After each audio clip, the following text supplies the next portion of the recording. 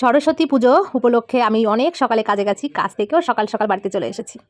জানি যে আমার ছেলেকে স্নান করাতে হবে, ওকে রেডি করাতে হবে, সেই কারণে অনেক সকালে আমি কাজে গেছি।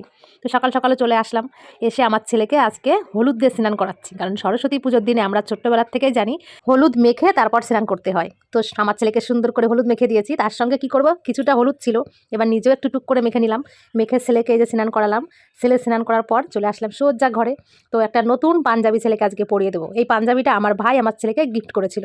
এবার আমার সোনা কিন্তু পুরোপুরি রেডি হয়ে গেছে, কারণ ছেলেদের সাজ কি আর সাজবে, ওই রকম পাঞ্জাবি একটা প্যান্ট পরেছে, ব্যাস হয়ে গেছে। তারপর আমি স্নান করলাম, স্নান করে শাড়ি পরলাম, শাড়ি পরে মা ছেলে বেরিয়ে পড়লাম পুজোর মণ্ডপে। তো আমরা আজকে দুজনেই উপোস আছি, কারণ দুজন আজকে অঞ্জলি দেবো মায়ের সামনে বসে। তো চলে এসেছি এবার মায়ের কাছে।